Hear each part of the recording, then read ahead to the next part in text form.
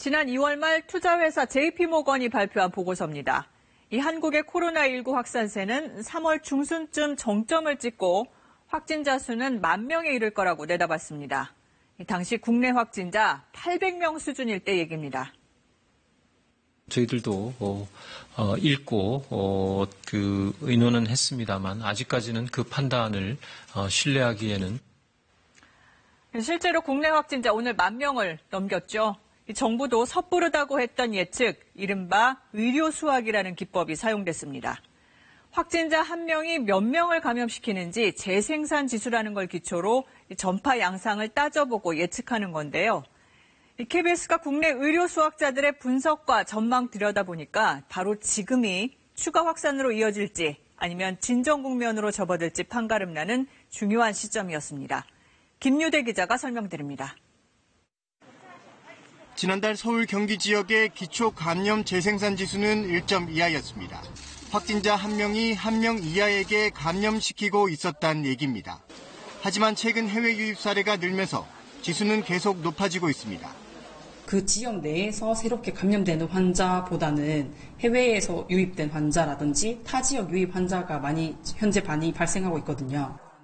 해외 유입 차단 실패, 사회적 거리두기 실패 등 최악의 상황을 각종 변수로 대입해봤습니다. 다음 달 말까지 서울 경기에서 확진자 1,000명이 더 늘어 지금의 2배가 될 것으로 예측됐습니다. 반대로 각종 통제가 강한 수준으로 유지될 경우 서울 경기 신규 확진자는 200여 명이 더 생긴 뒤 다음 달이면 거의 사라질 거란 예측도 나왔습니다. 유증상 시점과 격리 시점, 동선과 접촉자 수 등 모든 역학조사 결과는 의료 수학의 기초가 됩니다.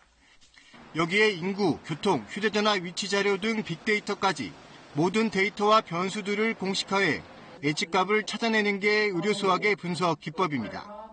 정책들이 얼마나 효과가 있었는지, 그래서 다시 유사한 질병들이 들어왔을 때 우리가 어떤 전략을 대처해야 더 좋았는지 이런 효과 분석을 하는 연구로 대구 지역을 특정해 각급 학교의 개학 시기도 변수로 대입해봤습니다.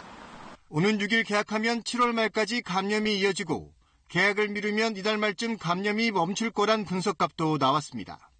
국내로 유입되는 확진자들도 많은 여러 가지 종합적인 상황으로 인해서 아직은 저희들이 개학을 하기에는 조금 무리가 있다라고. 특히 지금 시점부터 요양원, 종교시설 등 소규모 집단 감염 같은 변수를 줄이는 것이 방역의 성패를 가를 것으로 분석됐습니다. KBS 뉴스 김유대입니다.